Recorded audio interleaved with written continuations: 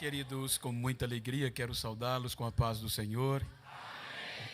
Quero ler o texto, tendo em vista que é o início da festividade da campanha evangelizadora, e eu quero ler convosco na carta de Paulo aos Efésios, capítulo 2, a partir do versículo 11 ao 19. É uma mensagem, um texto muito lido, pois ela é direcionada aos gentios que assolaram a Ásia com a divulgação do Evangelho. Capítulo 2, versículo 11, eu estou fazendo uso da versão João Ferreira de Almeida, a tradução corrigida e fiel. Eu não sei se podemos ler no projetor, para lermos em uma só versão. Se assim for possível, eu fico agradecido. O capítulo 11 eu vou ler, capítulo 2, eu vou ler os versículos ímpares e os irmãos lerão os pares para participarmos. Versículo 11 do capítulo 2 da carta aos Efésios, Paulo diz: portanto, lembrai-vos de que vós, noutro tempo, erais gentios na carne, e chamados em circuncisão pelos que na carne se chamam circuncisão, feito pela mão ou as mãos, ou mão dos homens. Versículo 12.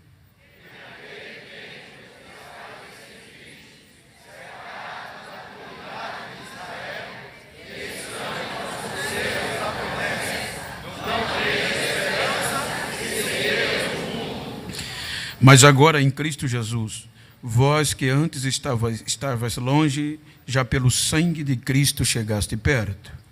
Porque a nossa paz, o qual criamos os povos mesmos, e derramando a parede da separação que estava no meio. Na sua carne desfez a inimizade, isto é, a lei dos mandamentos, que consistia em ordenanças, para criar em si mesmo dos dois um novo homem, fazendo a paz.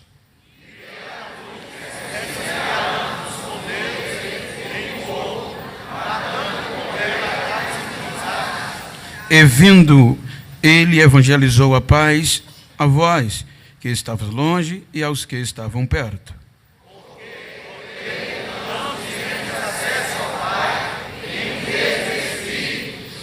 Versículo 19, a igreja. Assim as coisas estrangeiros, nem forasteiros, mas como cidadãos santos e da família de Deus. Você diz amém? Amém? Queira tomar os vossos assentos, aqueles que assim podem fazê-lo. Enquanto quero externar a gratidão a Deus pelo privilégio imerecido da minha parte de poder estar nesta igreja, ocupando esta tribuna por mais uma vez.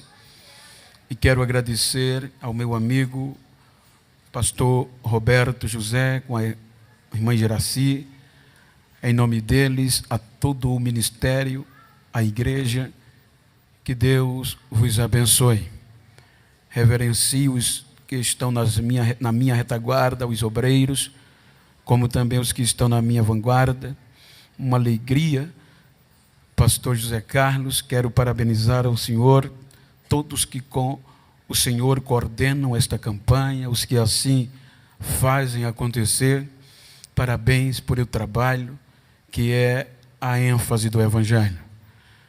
É uma alegria rever o Maico, bom revê-lo, filho, que Deus te abençoe, e agradeço a todos. Queridos, tomando por base esse texto, como a proposta temática é evangelização, é a mensagem que transforma, eu gostaria de falar-lhes sobre o nosso privilégio.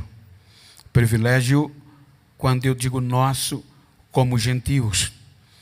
Os irmãos hão de convir que quando o apóstolo Paulo, ele, no início ou da terceira viagem, no final da segunda viagem, no início da terceira, ele estabelece a igreja em Éfeso.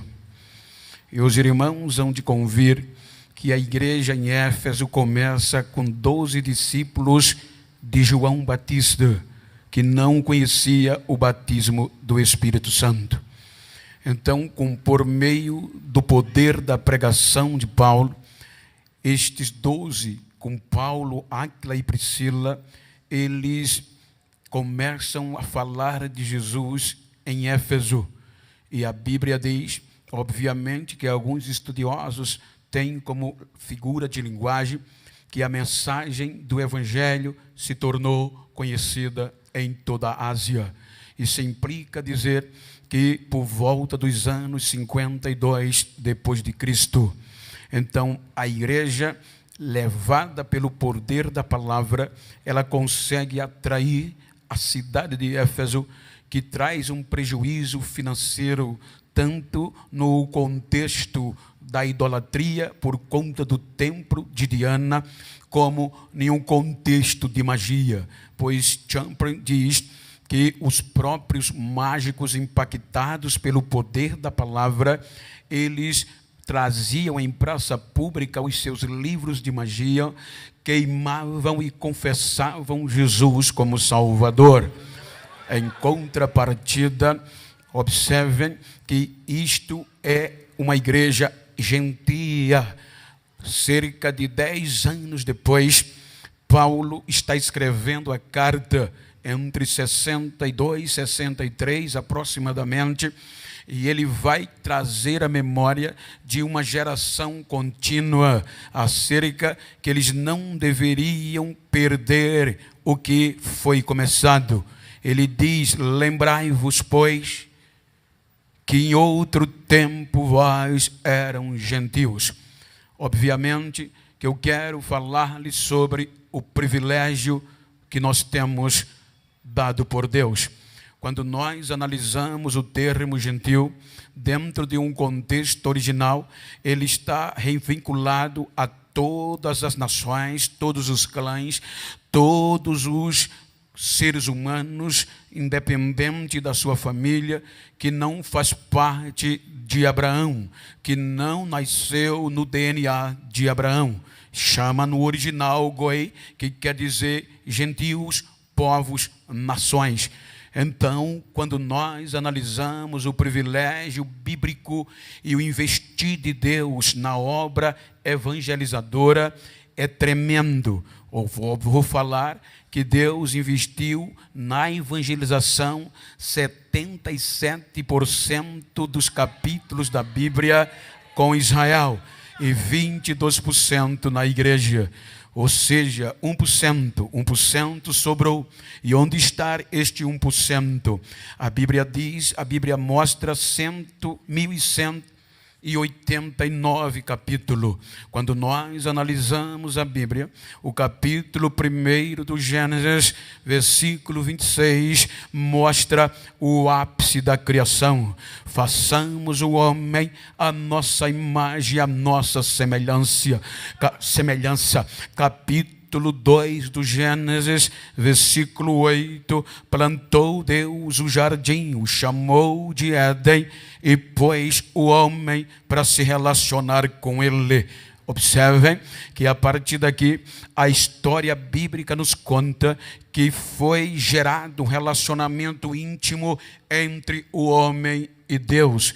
A intimidade era cotidiana. O homem perfeito era feito, criado para ser eterno, para viver eternamente. A Bíblia diz que na virada do dia, Deus descia e caminhava no jardim, e o relacionamento era tão íntimo que não precisava Deus falar.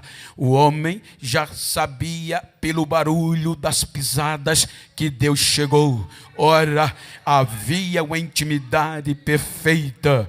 Capítulo 3 do livro do Gênesis, vem o pecado. O pecado vai criar uma barreira entre o homem e Deus. Então, vejam que é aqui que a Bíblia diz que quando o homem ouve o barulho dos passos de Deus entrar no jardim, o homem se esconde porque já havia pecado. Então, ali vem um afastamento. Paulo escreve que o homem foi destituído da glória de Deus. No nosso vocabulário, o homem foi expulso do paraíso, expulso do Éden, afastado de Deus. Então vejam que a igreja, o Éden é fechado, trancado, para o homem não ter mais relacionamento com a árvore da vida.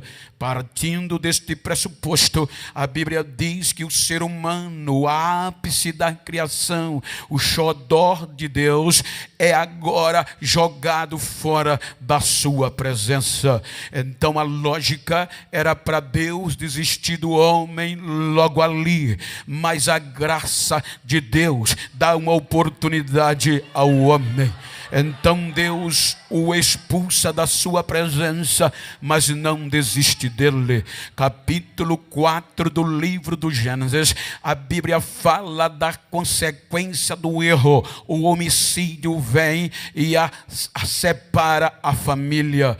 Capítulo 5 do livro do Gênesis, os irmãos vão perceber a genealogia de Sete, consequentemente de Adão. Capítulo 6, degradação geral do gênero humano. Implica-se a dizer na epígrafe que o ser humano afastado estava, e agora de uma forma no todo. Degradação geral, o pecado os corrompeu. Então Deus vem mais uma vez à terra e vê que a intenção do coração do homem era má, e ele decide: vou destruí-los, vou dar cabo, vou dar fim ao homem que criei, as aves, os répteis, as bestas. Ou seja, Deus resolveu destruir tudo por conta da quebra de relacionamento com o ser humano.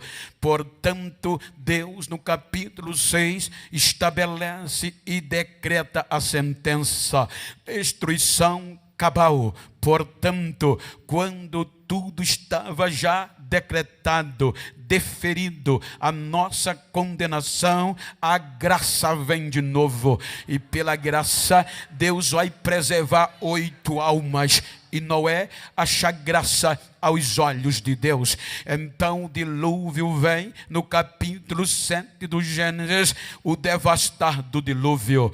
Capítulo 8 do Gênesis, o recomeço. As 8 almas são tiradas da arca e Deus devolve tudo que a outra geração perdeu. Agora Deus vem com um relacionamento para recomeçar. Capítulo 9, Deus devolve tudo que a outra geração perdeu. O domínio sobre tudo que ele havia criado, ele devolve ao ser humano de novo. Capítulo 10 do Gênesis, origem dos povos. Capítulo 11, a decepção do recomeço. A geração de Noé, engodada pelo pecado, vai arquitetar um projeto sem colocar Deus nele. Criamos uma cidade cujos prédios, as torres, toque nas nuvens, precavendo um futuro dilúvio. Mas Deus já tinha dito que nunca mais faria o que fez. Porém, Deus é provocado, aí desce. Quando ele desce de novo na terra, ele vê pela terceira vez que a intenção do coração do ser humano era mal. Então ele confunde o ser humano, mas não o destrói. É aqui que a geração vai partir dos 3 princípios familiares. Os filhos de Noé são eles 3: os semitas, os jaftitas e os canitas. partindo do pressuposto bíblico, segue estes três com destinos diferentes, seus familiares, dialetos particulares por famílias. Então, 11 capítulos da Bíblia, no percentual, você vai ver que é menos de 1%, 0,9,7%, desde a criação até o capítulo 11, 1% dos capítulos conta isso. Veja a importância do resgate do ser humano. No capítulo 12 do Gênesis, vai entrar em apreço, em evidência, o projeto de evangelização. Vejam que no capítulo 12 do Gênesis, a evangelização vai iniciar com uma proposta transcultural. Não era só uma rua, nem um bairro, mas era toda a terra, porque o capítulo 12 do Gênesis diz Deus que vai escolher agora um projeto privilegiado, só ele, de um único sangue, para se aproximar de Deus. Vai ele a Abraão e diz: sai da tua terra, da tua parentela, da casa do teu pai, para uma terra que eu te mostrarei. Então Abraão crê, e no versículo 3 ele diz o objetivo: eu vou abençoar os que te abençoarem e amaldiçoar os que amaldiçoarem você, e em ti eu abençoarei todas as famílias da terra. Então começa agora um privilégio de Deus. Privilégio no nosso vocabulário é dado a um grupo ou uma pessoa de forma especial. Então agora o único povo que ia ter o privilégio de se relacionar com Deus, de evangelizar os povos, de ser exemplos para as nações e de atrair o arrependimento das nações a Deus, vai surgir um povo chamado Israel. Então Deus vai acalmar Abraão e vai falar do projeto. Capítulo 15 do Gênesis, versículo 13, diz Deus a Abraão: a tua descendência vai peregrinar em uma terra que não é dela, e por 400 anos vai se tornar escrava, mas eu a tirarei de lá com braço forte. Quando nós passamos de Abraão, vamos a Isaac e a Jacó. Quando Jacó entra no projeto, na descendência, no sangue de Abraão, então vem Gênesis 46, versículo 26, diz a Bíblia que Deus faz com que Jacó desce o Egito, 66 almas das suas entranhas. O projeto vai para o Egito e chega com 70, 66 com Jacó, 67 José, Manassés e Efraim já estavam no Egito. 70 almas de um único DNA, o sangue de Abraão. Então só eles tinham o privilégio de promover um grande avivamento. Observe que quando a gente sai do livro do Gênesis, vamos para o Êxodo. O Êxodo vai falar acerca do poder do Egito. É tão comum, os irmãos lembram que na leitura que nós lemos, está escrito que foi por meio do sangue da cruz. Olha que observação. O rei do faraó, quando os patriarcas morreram, diz a Bíblia que apareceu um rei, um faraó que não sabia a história de José. Faraó era faraó. Então ele vai tentar coibir o projeto, que entrou com 70 almas e já era incontável, ia multiplicando-se cada vez mais. Então a primeira proposta de Faraó é aumentar a carga de trabalho, porque a intenção dele era cortar a corrente sanguínea de Abraão. Se os homens vão trabalhar o dia todo e parte da noite, não vai ter tempo de relacionar com as esposas. Então o número de filhos vai diminuir, aumentaram a carga de trabalho, mas não deu resultado. A campanha de evangelização continuava crescendo, então ele não tem êxito. Então diz ele: se é assim, eu vou bater pesado. Ele dá ordem às parteiras que quando nascesse um menino na casa de um hebreu, elas tinham autoridade para matar, porque matando os homens, dizia ele, as mulheres deixem viver. A intenção dele era cortar o DNA produtivo de Abraão. Então vem as parteiras e não consegue impedir. O faraó irado diz: vocês me desobedeceram. Elas só têm o direito de dizer é que as hebreias são diferentes das egípcias, ou seja, o projeto foi criado para produzir, ninguém vai parar ele. O projeto foi criado diferente lá do mundo, foi feito para crescer.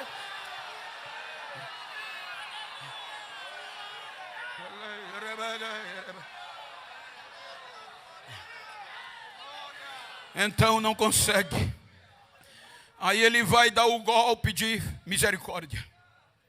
Veja que o êxodo está escrito que ele agora dá uma ordem nacional para todos os egípcios que morasse vizinho de um hebreu, ou que soubesse onde tinha um hebreu morando, que soubesse que nasceu um filho menino, homem, tinha o dever jurídico de jogar a criança no rio Nilo para matá-lo afogado. Agora era a ordem nacional. Eu, hebreu, morei perto do egípcio, a minha mulher teve um filho, agora já não eram os soldados, já não eram as parteiras, já não eram os oficiais. O vizinho tinha a ordem de pegar o bebê e jogá-lo no Nilo. Então vem o capítulo 2 do Êxodo, e a Bíblia diz que no meio desta implacável destruição, veio um homem da casa de Levi e casou com uma filha de Levi. E era quem? Arão. E de onde vem Arão? De Levi. De onde vem Levi? De Jacó. De onde vem Jacó? De Isaac. De onde vem Isaac? De Abraão. Veja que Deus vai seguindo a proposta sanguínea. Então o projeto agora, por 3 meses, ela tenta esconder. Agora o menino com 3 meses, não dá para ocultar o choro, não dá para ocultar o grito. Ele grita. Então ela diz: vão descobrir, e se é a ordem jogar no Nilo, eu mesmo vou jogar. Só que ela é inteligente, ela acredita no projeto. Ela prepara um cesto, unta com betume para não haver vazamento, e vai jogar no Nilo. E ninguém acha estranho, porque já era uma ordem de Faraó. Quando ela joga o cesto no Nilo, a Bíblia diz que a irmã mais velha de Moisés de longe se posta e fica observando. Aí vem o vento e entre os juncos e leva o cestinho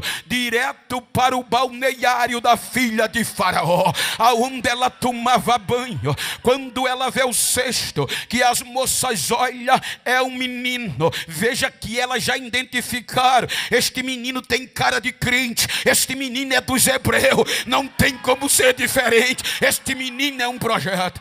Aí a moça se apaixona. Aí Miriam chega e diz à filha de Faraó: a senhora quer que eu vá chamar uma ama para cuidar dele para a senhora? Ela diz: vai, chama ela aqui. Ela vai para casa e chama a própria mãe do menino, a mãe do projeto.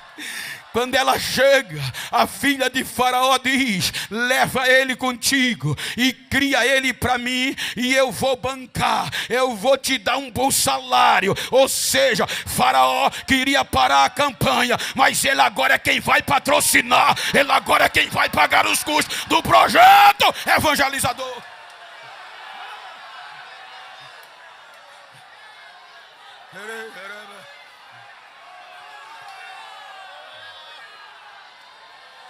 Mas só eles tinham este privilégio.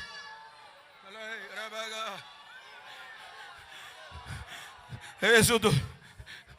Deus tira o projeto do Egito.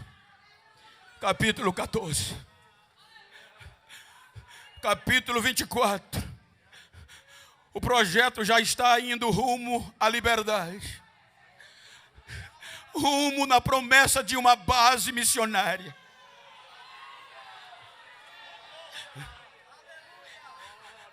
Deus disse: eu vou colocar vocês no meio da terra. A base evangelizadora vai ser lá. Isaías 41, 19. Está falando de nações e de oliveira é Israel, produtiva. Plantarei, ele diz logo no 18, eu vou tornar o deserto em mananciais de água, e a terra seca em açude. E eu plantarei no deserto a faia, o cedro, a murta e a oliveira no meio. Para quê? Para que todos saibam e vejam que foi a mão do Senhor que fez, e o projeto é dele, ponto final. Rumo à base. Capítulo 24 do Êxodo. Desde o capítulo 3 do Gênesis, não tinha mais culto na terra, de forma coletiva. Aí Deus diz por meio de Moisés que quer uma aliança com o povo, os judeus. E esta aliança era uma aliança de fidelidade, justificada pelo sangue do novilho. Moisés fala para o povo o compromisso, e o povo em uma só voz grita: estamos de acordo a fazer tudo o que Deus falou.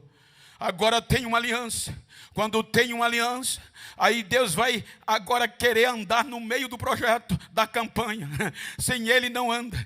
Então o que é que Deus faz? Aí vem Deus e tem uma aliança e diz: agora eu vou trabalhar para descer na terra de novo, porque agora eu tenho que estar no meio do projeto. Ou seja, aonde a nuvem vai, o projeto vai. Aonde a nuvem para, o projeto para. A nuvem vai criar o projeto. Capítulo 24 do Êxodo, entra uma aliança. Capítulo 25 diz Deus a Moisés: vou preparar um lugar para habitar do projeto, para descer na terra.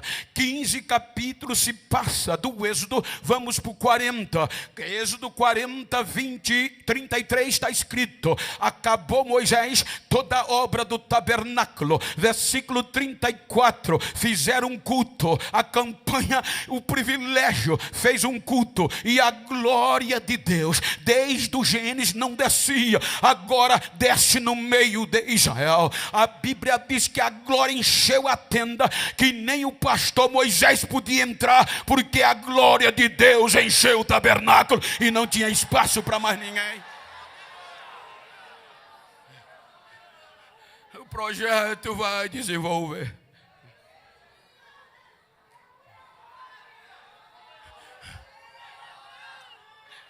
Olha a cruz. Quem já foi no Egito, eu já tive o privilégio de ir algumas vezes. No Museu Egípcio tem uma estátua na frente do sarcófago do faraó Ramsés II. Ele está de mãos cruzadas, e nas duas mãos ele tem em cada uma chave, porque segundo a arqueologia eles acreditavam em uma vida após esta, e aquela chave é em forma de cruz, que era a chave da liberdade e da nova vida. Ou seja, se você analisar, a chave tem formato de cruz, porque a cabeça, ou como nós chamamos, a parte da chave, ela é um círculo, representando o delta do Nilo. O corpo da chave é representando o Nilo, e tem duas faixas transversais, verde, simbolizando o mapa do Egito, forma de cruz. Quando você ainda no Egito vê Jacó vai abençoar os filhos de José, Manassés e Efraim, ele diz: venham, e ele faz o quê? Ele usa a cruz, ele cruza os braços, cruz. Quando você analisa a coluna de fogo de noite, era coluna, e a de dia era horizontal, era nuvem, de dia nuvem, de noite fogo, cruz. Ou seja, quando Israel sai do Egito, de um lado está o Egito, do outro Israel, e um rio, o mar vermelho no meio, de um lado Israel, de um lado Egito, e a cruz no meio, o mar vermelho. Israel tem que cruzar, cruz, a cruz vem acompanhando todo o tempo. Agora tem uma aliança, agora tem sangue de animais, agora vai justificar Israel. Saímos de Levítico, saímos de Êxodo, livro de Levítico. Deus quer intimidade, Deus quer relacionamento duradouro.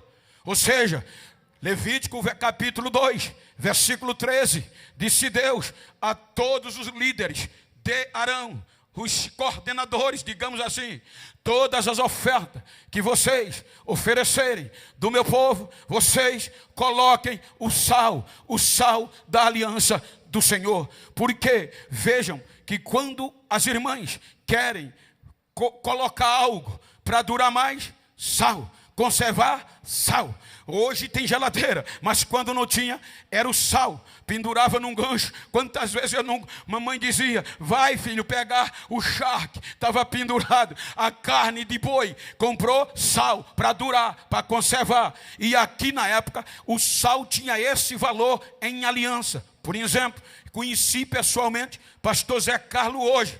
Aí eu digo: pastor, gostei do senhor, vamos atar a nossa aliança, conservá-la, para ela durar, bora. Aí ele tinha que me levar na casa dele, e eu comer do sal dele.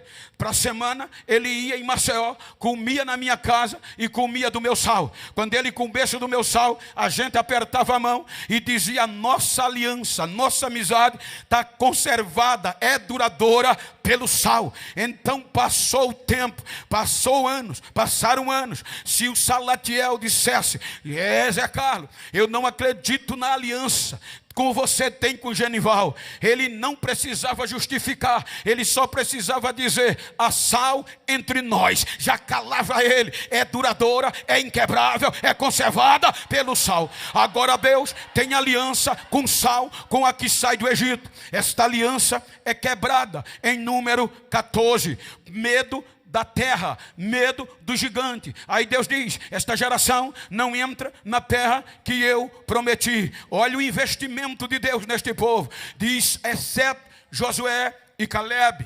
Então diz a Bíblia que Deus vai agora usar a nova geração que saiu de 20 anos para baixo. E diz Moisés: a nova geração é quem vai entrar na terra. Aí a gente sai de Número e vai para Deuteronômio. Deuteronômio quer dizer segunda lei, segunda chance, segunda vez. Capítulo 8 de Deuteronômio, Deus vai repetir tudo na lei que disse a primeira para a segunda geração. Quando você chega em Número 18, 19, ele faz de novo uma nova aliança de sal, dizendo: agora não é para vós, mas é para os vossos filhos, para os filhos dos vossos filhos, para toda a vossa descendência, uma aliança de sal do Senhor. Então ele faz outra aliança de sal. Esta geração entra na base, entra na terra prometida, entra na terra que Deus prometeu. E esta geração só chega de evangelização. Veja que ela é tão poderosa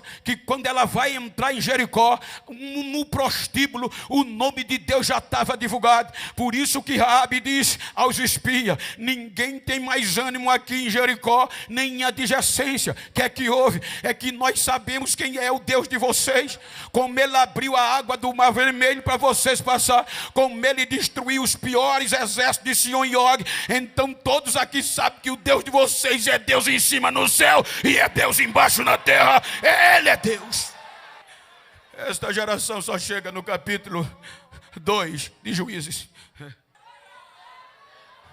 Morreu, versículo 10, morreu Josué, os anciões, e toda aquela geração foi congregada aos seus pais. Aí veio uma nova geração, que não conhecia Deus, nem os seus milagres, que não valorizou o privilégio, a geração que não evangelizou e se juntou com os cananeus. E agora Deus já não é mais proclamado.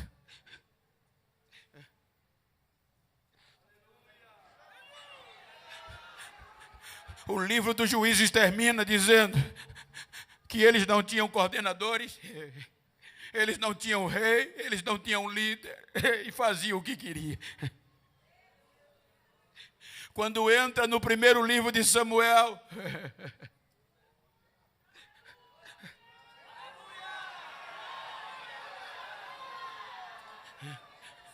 sem comprometimento, os filisteus vêm, vai vencendo a guerra, e eles vão pedir socorro a Deus, vão buscar a arca, mas a arca sem comprometimento do crente não funciona. É o revés. Os filisteus tomaram a arca, e agora o hino da evangelização que essa geração canta era Icabode. Lá se foi a glória de Israel, a arca do Senhor foi tomada. 20 anos esquecida. Aí Deus traz a geração de Davi. Diga para quem está ao seu lado, ele investiu tanto no projeto.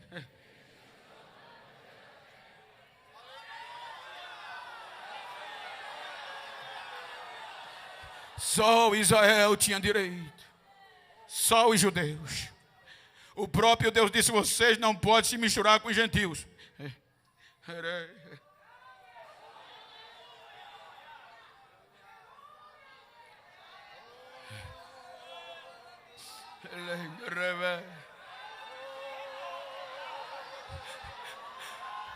Aí Deus faz uma aliança de Saul com Davi e a sua descendência. Segundo as Crônicas, capítulos 5, versículo 13, ou o contrário, está escrito: não vos convém saber que o nosso Deus deu a Davi e a sua descendência a soberania sobre Israel, celebrada por uma aliança de Saul.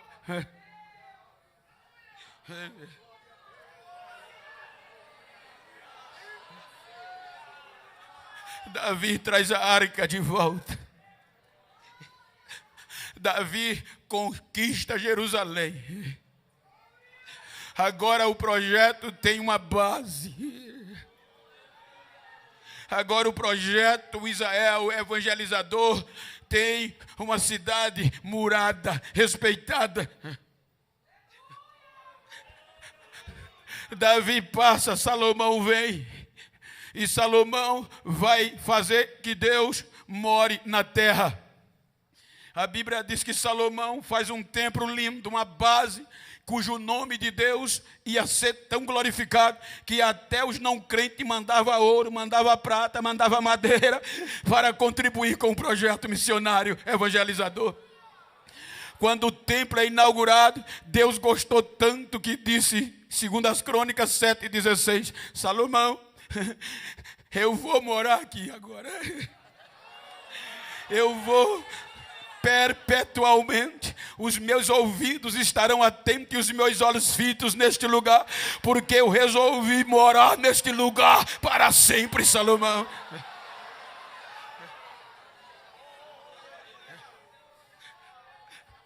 Agora, Israel tinha tudo para conquistar a terra e levar-nos a Deus. Mas Salomão quebrou o protocolo, politicamente, matrimonialmente, desobedecendo a Deus. Aí Deus disse, eu vou tirar o projeto da tua mão, mas por amor ao teu pai eu vou esperar você morrer. Salomão morre, aumentando os impostos das tribos do norte. Aí vem o filho Roboão. Quando ele assume, o sufoco dos moradores do agronegócio, da pesca, era tão grande pelo aumento dos impostos, que manda os representantes, Roboão, o teu pai nos feriu, foi duro demais, diminui os impostos. Ele pede um prazo. Quando volta, ele diz, olha, se o meu pai foi duro com vocês, eu vou ser pior ainda. Aí o projeto racha.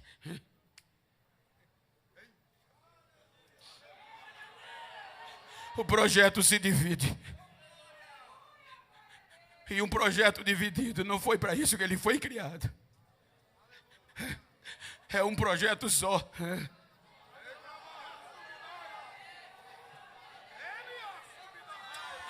Alguém se achou melhor do que o outro. Alguém pelo poder que pisar o menor. Mas o projeto não tem nem maior, não tem menor.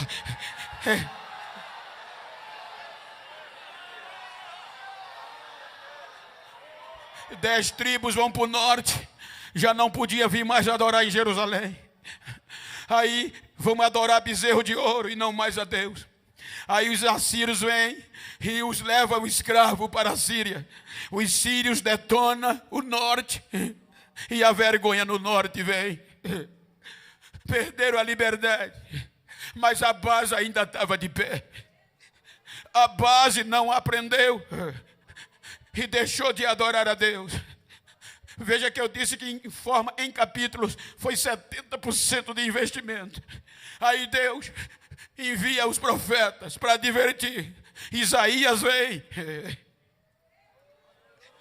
Mas Judá não quis ouvir.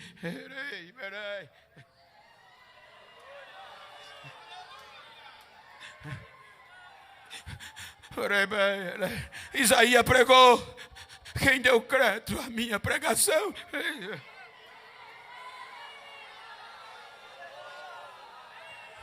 Segundo a tradição, o rei Manassés mandou matar Isaías para calar a voz de Deus. Aí ninguém queria profetizar, mas por amor ao projeto, quando não tinha ninguém, aí Deus vai no interior, Anatote, transforma o chamado de um jovem que era para ser sacerdote e profeta. E entra na casa do sacerdote Ilquia e já encontra ele. Quando encontra, vai dizer: antes que tu te formasse na madre, eu te conheci. Antes de tu ser formado e antes de tu nascer, eu já estava de olho em você. E você vai pregar a minha palavra. Você não vai ser sacerdote, você vai ser profeta.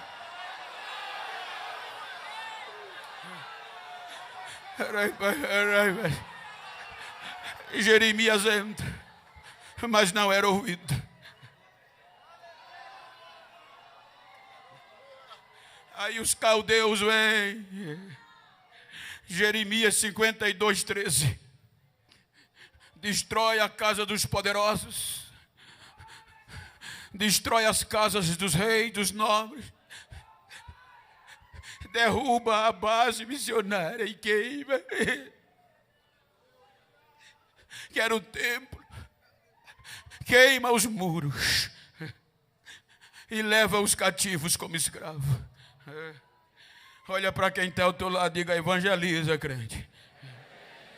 Está vendo o que acontece com quem para de evangelizar? Você não foi escolhido para estar sentado em banco. Você não foi chamado para glamour.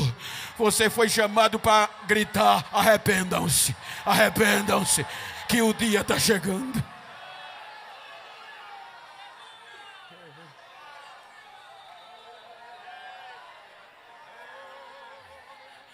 Setenta anos sem cultos.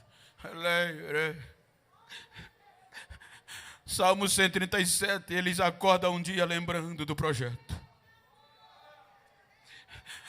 Quem um dia evangelizou, quem um dia sentiu esse negocinho que a gente tem, pode até desviar, mas não esquece nunca. Eles lembraram e começaram a chorar, lembrando de Jerusalém, a base estava destruída. Eu acho lindo que Deus agora vai querer trazê-lo de volta. Tudo acabado, a base cheia de mato, raposa, chacais, vergonha, miséria. Mas enquanto isso, aí o rei Nabucodonosor, alguém disse: olha, o Senhor só conquistou os judeus porque tem um profeta que profetizou que o Senhor ia vencer. Quem? Jeremias. Na hora ele chamou um oficial e disse: onde ele está? Está lá em Jerusalém, no meio da vergonha, do lixo. Não, não pode, vamos cuidar desse homem. Vai lá e diga a ele que eu estou mandando, chama ele como meu convidado vai morar aqui e eu vou responsabilizar-me por ele. O oficial chega em Jerusalém no meio do lixo e diz: Jeremias, o rei mandou te buscar. Vou não. Mas como aqui não tem mais o que fazer, só tem vergonha, só tem monturo. Mas não posso ir. O que é que você vai ficar fazendo aqui? Vou continuar pregando. Mas pregar o quê? Ainda há esperança.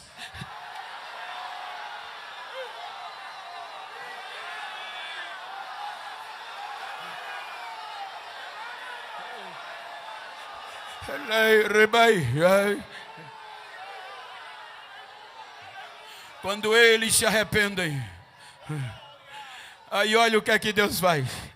Ezequiel 37, 16 por diante. Deus diz: Ezequiel, vou usar o nosso linguajar. Vai na mata, pega um pedaço de madeira e escreve nele Efraim por José e toda a casa de Israel. Depois pega outro pedaço de madeira e escreve nele Judá por Judá e a toda a casa de Judá e seus companheiros. Ele corta um pedaço de madeira, escreve o primeiro, pega outro pedaço de madeira, escreve o segundo. E agora? Aí Deus diz: junta um no outro. Cruz.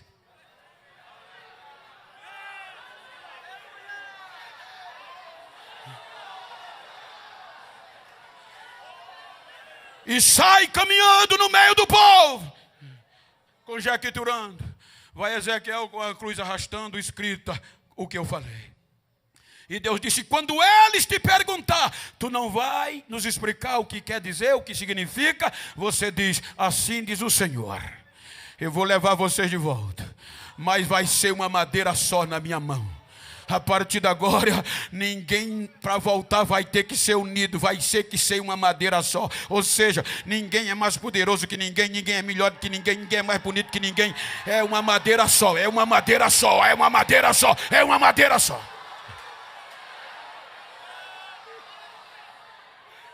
Eles voltam.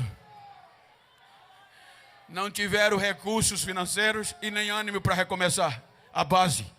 Aí Deus usa Ageu e diz: meu é a prata e o ouro.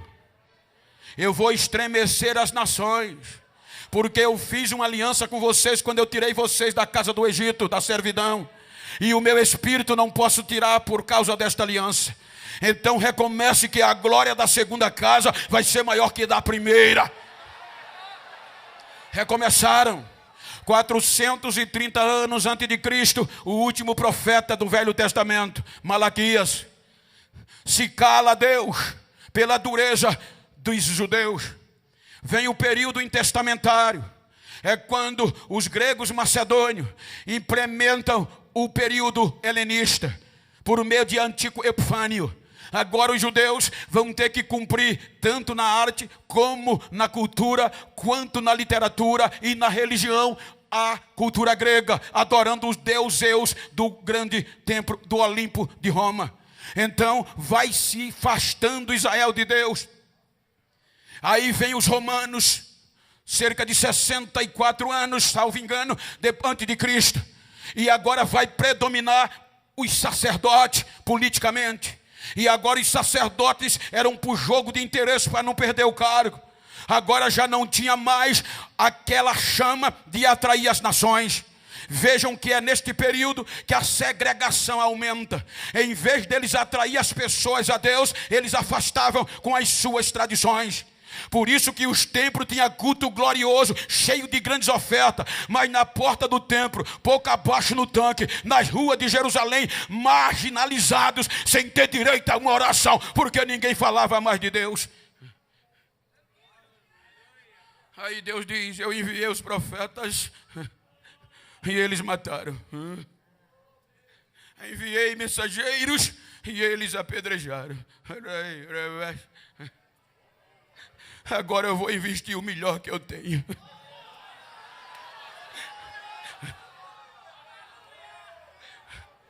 Vou investir o meu próprio filho. porque sabendo eles que é meu filho, vão me ouvir.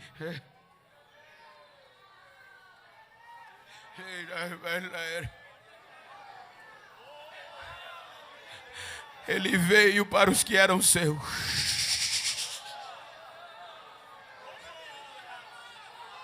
Mulher, eu não posso fazer nada por você. Eu fui enviado às ovelhas perdidas da casa de Israel, filha. Você é gentia.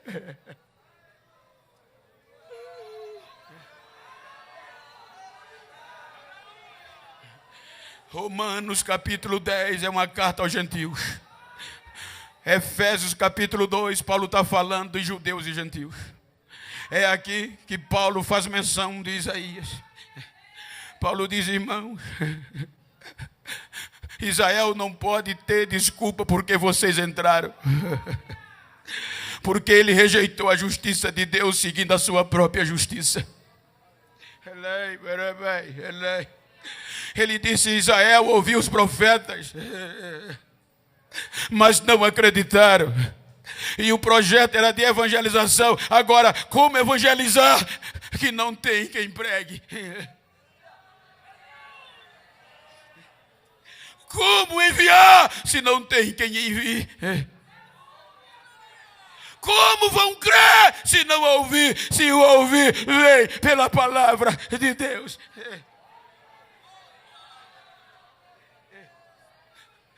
Aí Israel endureceu.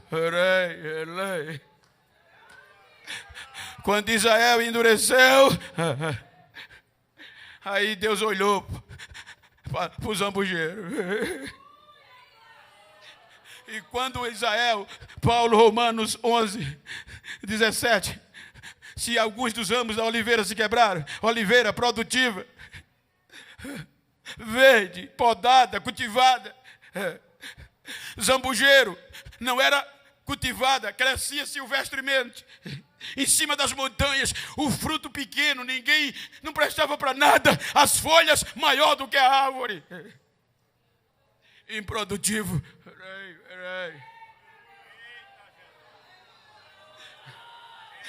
Aí Deus disse, eu vou colocar no projeto o zambujeiro. Eu vou dar o privilégio a ele. Aí a natureza vem e diz, Criador, dá certo não.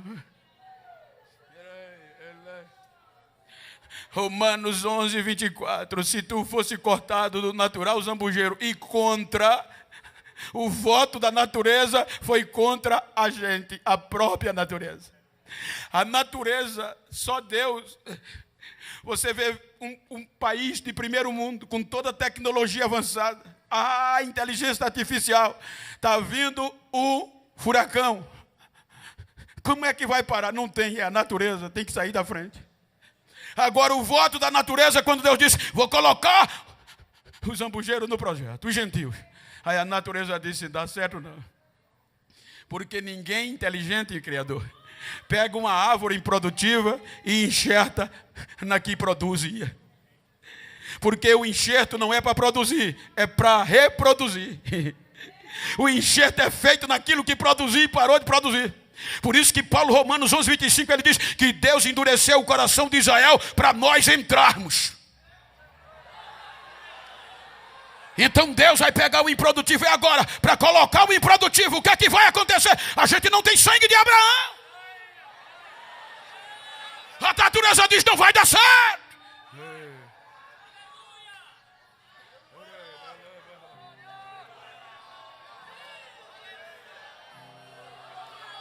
Não é fácil evangelizar, irmão. Pode olhar, e isso não é só aqui, não estou dizendo isso aqui. Congresso de jovem, tem gente até pulando na cima da telha. Congresso de irmã de circulação, mas congresso de evangelização, parabéns que aqui ainda tem muito.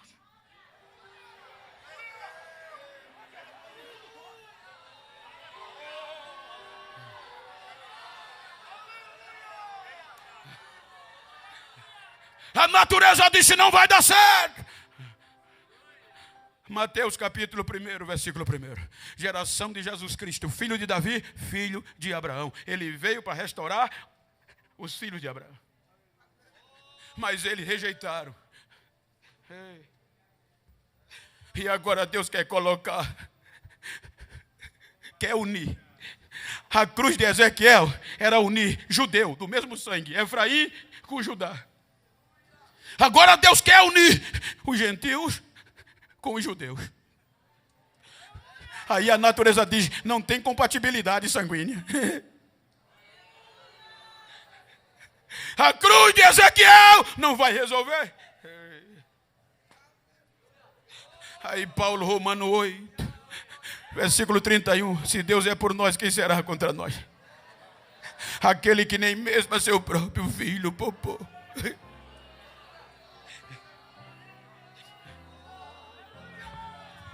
Para a gente ter esse privilégio de entrar no projeto,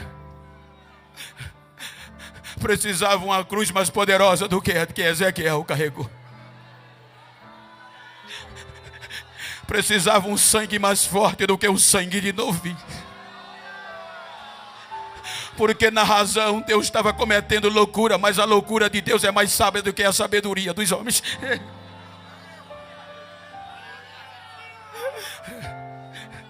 Aí agora, para a gente entrar no privilégio, porque Deus investiu 77% em Israel, e a decepção. Agora é preciso alguém carregar uma nova cruz, mais uma cruz poderosa. A cruz de Ezequiel não tinha sangue nela manchado, só tinha escrita. Mas a cruz de Jesus, o sangue rolava. Ezequiel carrega a cruz, mas o seu cabelo, o seu couro cabeludo estava perfeito. Mas agora, para a gente entrar, o couro cabeludo de Jesus foi perfurado com os espinhos da coroa. A cruz de Ezequiel, o seu corpo estava sadio. A cruz que ia nos colocar no projeto, o corpo de Jesus retalhado pelos chicotes romanos. Porque para a gente entrar no projeto, tínhamos que sermos adotados como filhos. E para sermos adotados como filhos, precisava o sangue de Abraão ser enxertado em nós.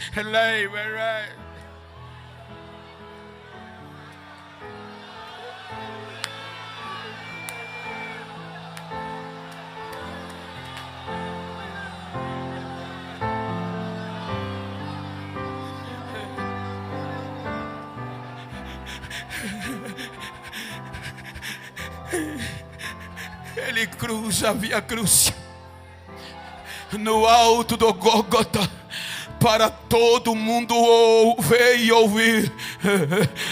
Agora está ele grudado em uma madeira só, na cruz.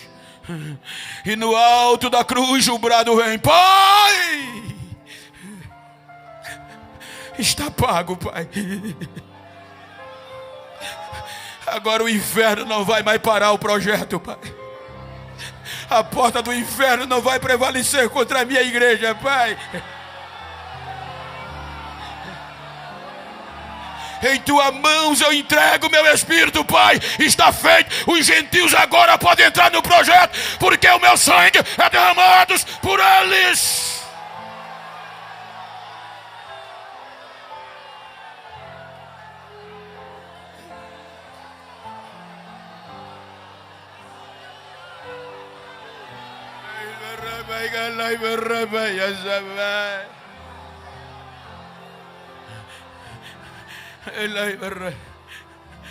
Terceiro dia ressuscita.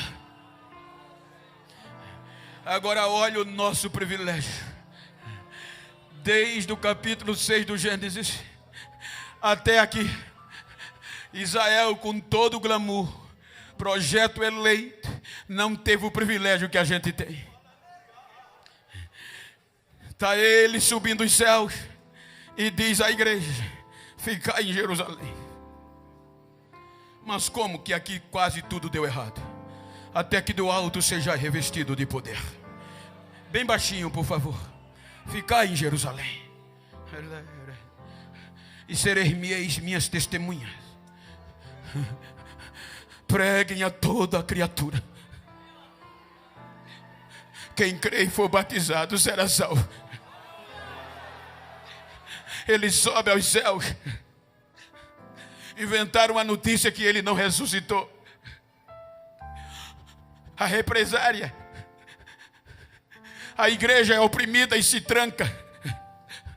Só conseguiram abafar a igreja, a voz da igreja por 10 dias. Porque quando ele chega no céu, ele diz: Pai, eu prometi a minha igreja que o Senhor ia selar ela como minha propriedade. É por isso que Paulo escreve a segunda carta aos Coríntios, capítulo 1, versículo 20 a 22, que em todas as promessas de Deus tem em Cristo sim, porque foi Ele mesmo que selou com o selo do seu Espírito em nosso coração.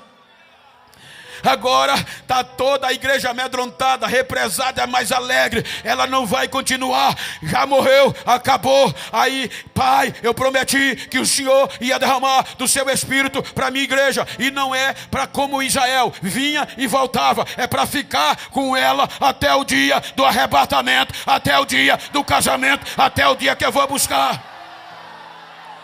Aí Lucas diz que estava cerca de 120 crentes reunidos em um mesmo lugar por conta da festa do Pentecoste, trancados, amedrontados, ameaçados, e de repente entrou onde eles estavam um barulho de um vento impetuoso e veemente e encheu toda a casa, e todos que estavam ali foram cheios do Espírito Santo de Deus e falavam novas línguas conforme o Espírito concedia que eles falassem. Cheios, cheio, cheio, cheio, cheio, cheio, cheio, totalidade, cheio, transbordando, totalidade.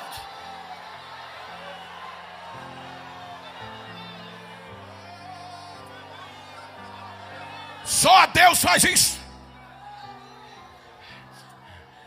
O fogo cai, atrai multidões. Os arrogantes diziam: tão bêbados. Aí o analfabeto, que se fosse hoje nem no púlpito sentava, porque há 10 dias atrás ele tinha dito que não era crente mais. Mas agora restaurado, cheio do Espírito, na nova aliança, o inferno pensava que ia parar. Ele vai para a porta do cenáculo e diz: tem ninguém bêbado aqui não, companheiros. Esse barulho que vocês estão vendo e ouvindo, e esses milagres, é o que Deus prometeu por meio do profeta Joel, que nos últimos dias ia fazer coisas grandes, ia derramar do seu Espírito sobre o escravo, o livre, o homem, a mulher, todas as carnes, toda a carne. Ele prega uma mensagem simples, ele prega a história, e vai terminando dizendo: arrependai-vos, arrependai-vos. Quase 3.000 almas, inclusive sacerdote aceita o poder do Evangelho.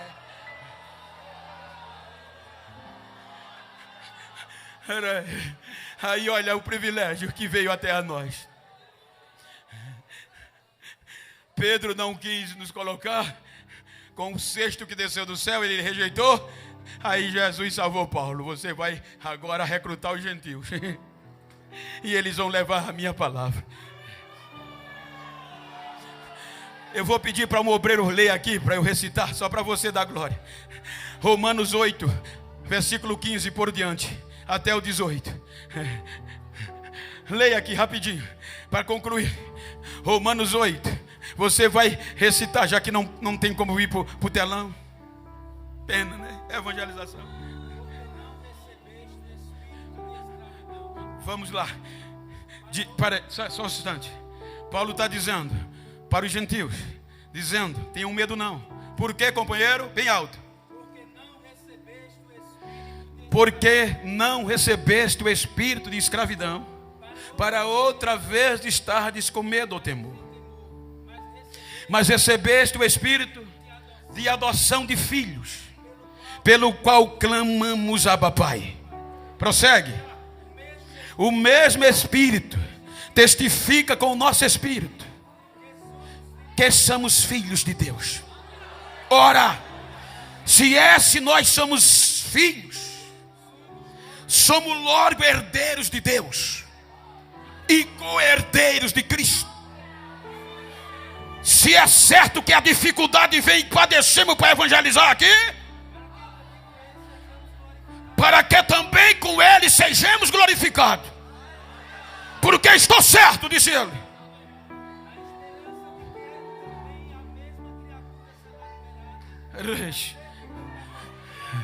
Tá bom aí. Ele na continuidade diz: porque estou certo que nós iremos gozar com Ele a glória que há de ser revelada.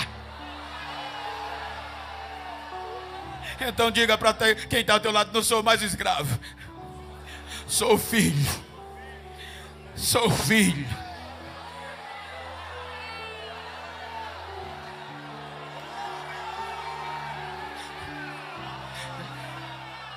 Se é filho, continua falando do Pai.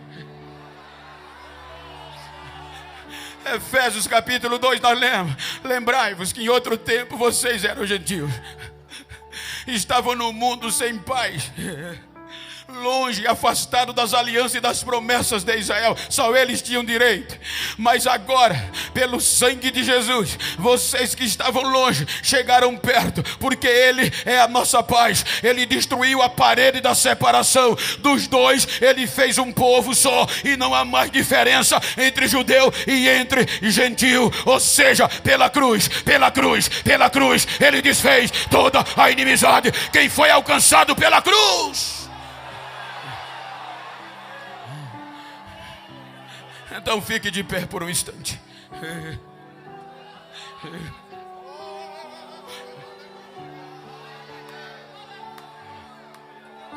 Eu gosto de terminar pregando com a igreja. Se você está perto de um crente do mesmo sexo que você, e se for íntimo, vira para ele aí. Assim como eu estou com o pastor José Carlos, para concluirmos. Olha para mim não, olha para ele. E diga: ô evangelizador, proclamador de boas novas, não quero nem saber como você está começando o congresso. Quero saber como você vai terminar. Diga: não me importa se você chegou só o bagaço, só o caco, esquecido, e ninguém vê o que você faz, e está querendo parar. Diga: ele dá para parar, mas não. Está no sangue. Está no sangue. Abraça ele.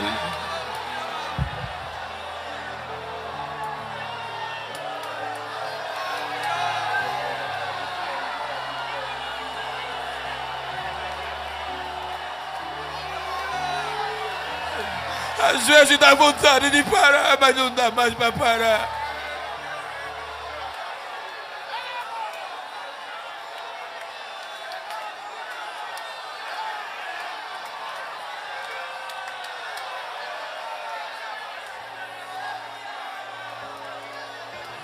Abraça ela, abraça ele por um minuto.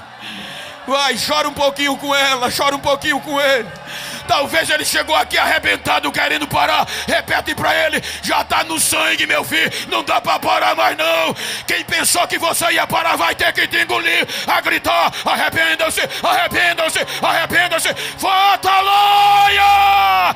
Recebe renovo, recebe, recebe. Você que queria parar, seja renovado aqui agora. Recebe, recebe. Ai, ai, ai.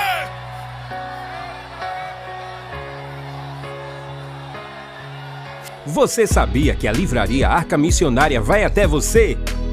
Pois é, para sua melhor comodidade, sua livraria agora dispõe dos serviços de entrega. Tudo isso para que você, amigo leitor, desfrute de boas literaturas sem sair do conforto da sua casa. Entre em contato conosco através do nosso WhatsApp 81 98286 7808 ou através das nossas redes sociais. Livraria Arca Missionária. Cada dia mais perto de você. Agora você pode fazer a sua contribuição através do Pix. Uma operação rápida, segura e sem custos. Abra o aplicativo do seu banco, clique na opção Pix e em seguida vá na opção Transferência. Depois é só digitar nossa chave Pix, que pode ser o nosso CNPJ 11 120 490 0001 86.